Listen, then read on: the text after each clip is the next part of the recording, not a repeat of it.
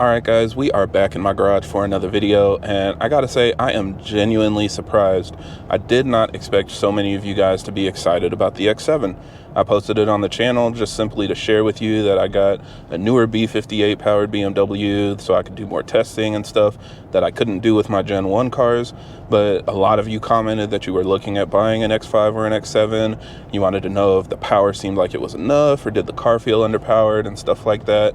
So I just thought I'd make this video to do an initial review now that I've put some miles on the car, so I can share with you what I think and what you should consider if you're planning on buying one in the future. So let's go ahead and talk about it.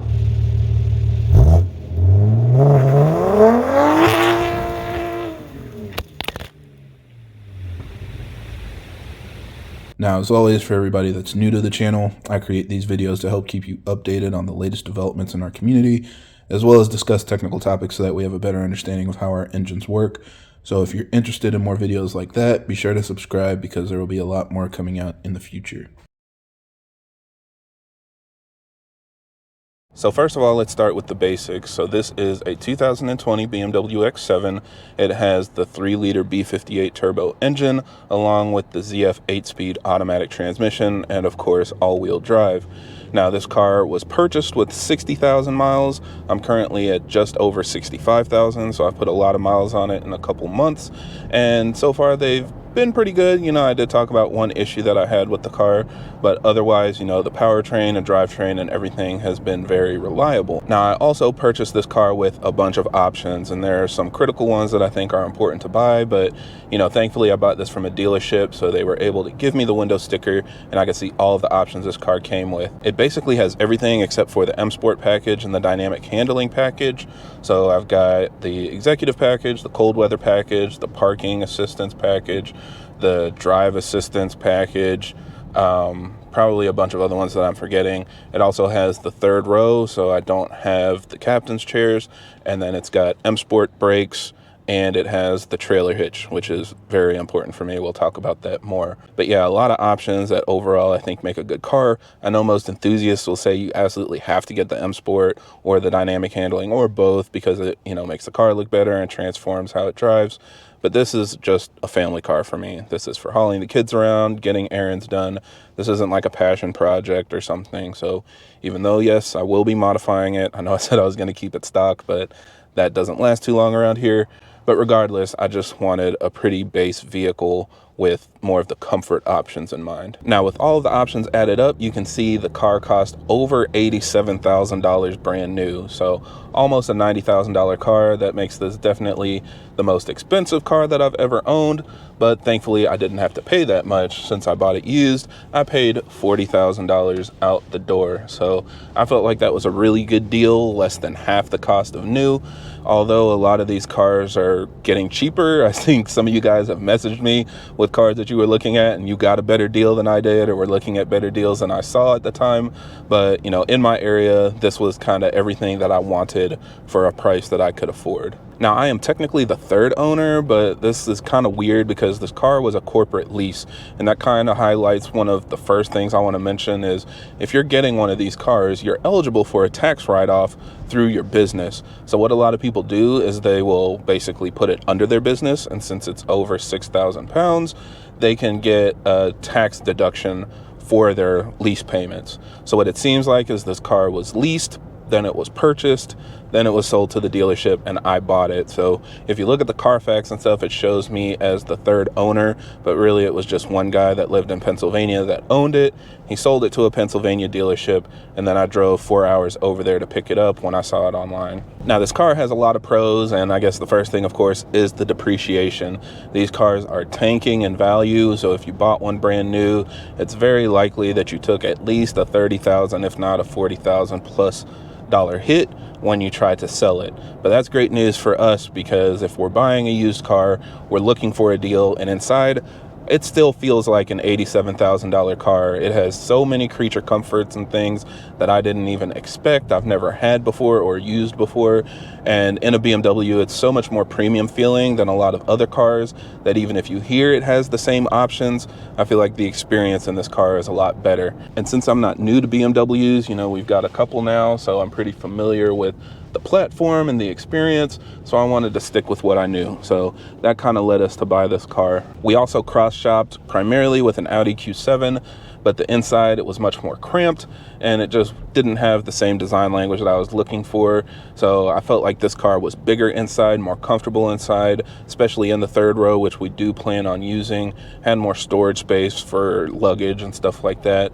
And the only advantage on the Audi is it could tow a little bit more. It towed like, I think 200 or 300 pounds more, but everything else for the X7 was better. So yeah, we just went this route. Another big pro is I got a 2020 model year, and I will make a video in the future about why I think 2020 is the best model year for a BMW at this point.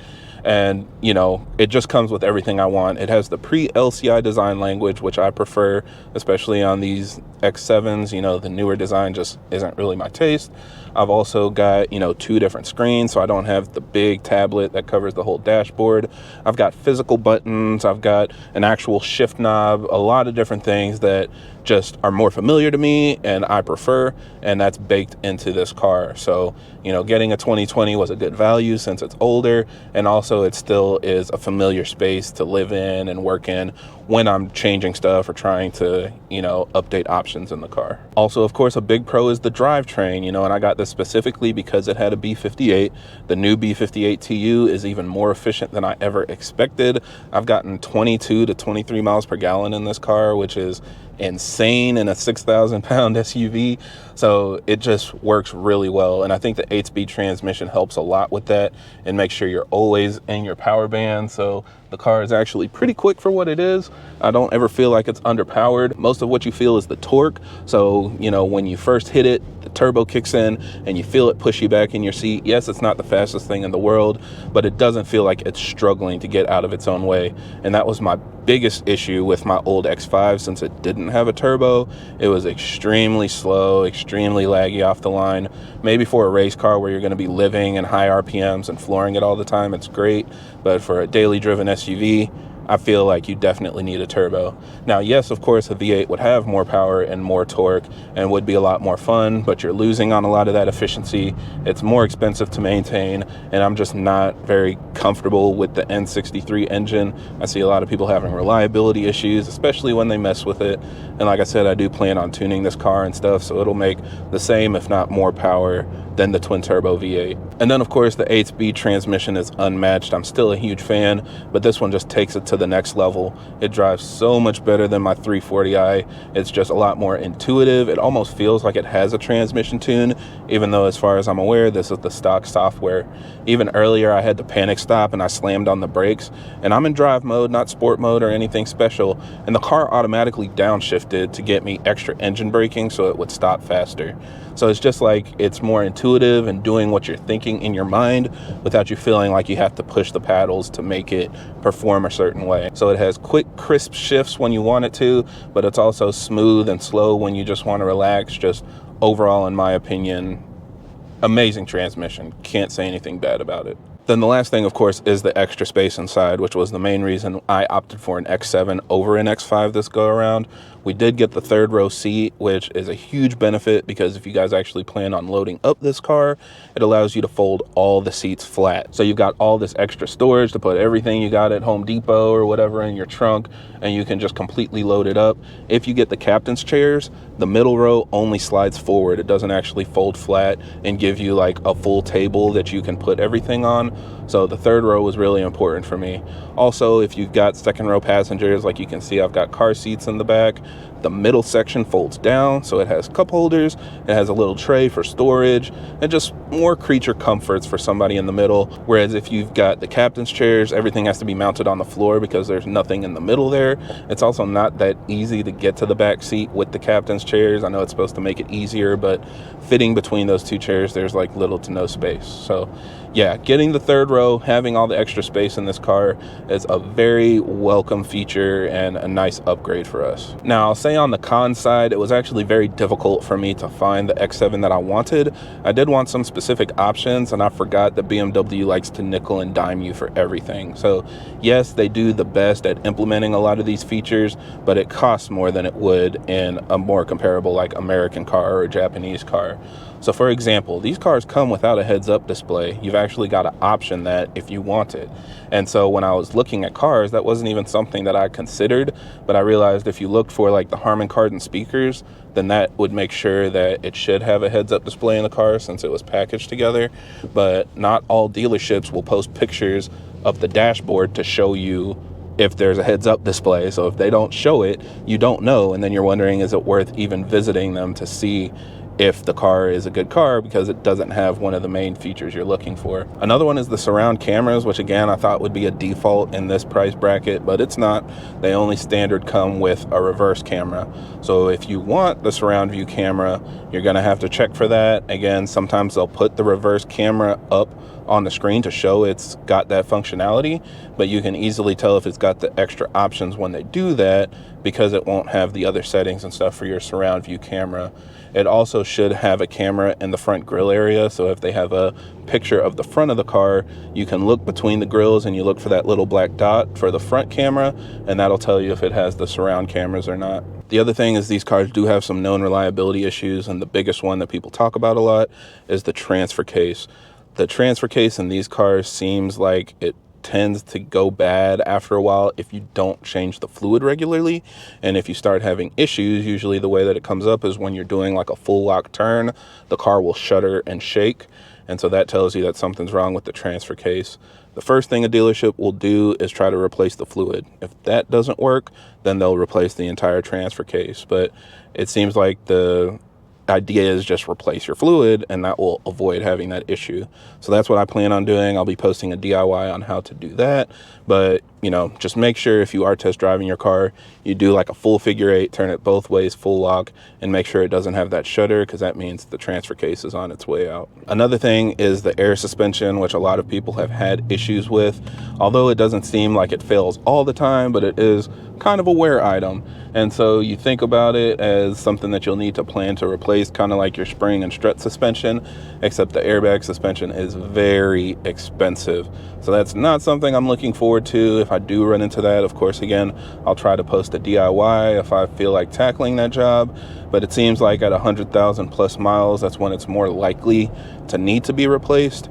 And, you know, it's just something that you'll have to save up for. So keep that in mind. All of these cars come with air suspension, and it is something that will need to be replaced when it gets to higher mileage. And then the last thing I'll say is, even though this car does feel powerful enough, I think it could use a little more power, you know, and I do plan on modifying it, like I said, to get a little bit more out of it. But that initial torque hit, while it's satisfying, it doesn't hold up top. You know, I think a lot of people will say, oh, the turbo is torquey and powerful in the mid-range and it dies out when you get in higher revs, and that feeling is just amplified in here. So if I'm just passing somebody, it's no problem, but if I'm staying in power, you don't feel like it has much guts up top. So that's something that would probably, again, be addressed with the V8, but there are other things you can do to make the B58 faster. So yeah, overall, I'm very happy with my purchase. I think this is a great driving car. It's super smooth. Generally, you know, the drivetrain and stuff is reliable as long as you keep up with your maintenance. It's really just about, is the value worth it? You know, do you prioritize the features that BMW puts into their cars and their design language and how it all works together? I'm a really big fan, and it makes it hard for me to enjoy other cars that don't kind of match this quality. So more coming soon. Like I said, we'll be modifying it. This isn't going to be some crazy drag build or anything, but we're going to make it a fun daily driver. You know, we'll do a couple things to it. And let me know if you guys have any specific questions. You know, do you want to hear more about specific options in the car? Is there anything specific you want to see me do to the car? You know, just let me know, and I'll try to add it all to the list. But yeah, on that note, I think that's it for this video. So thank you guys for watching, and I hope this helps. And if you have any other questions or comments, leave them down below.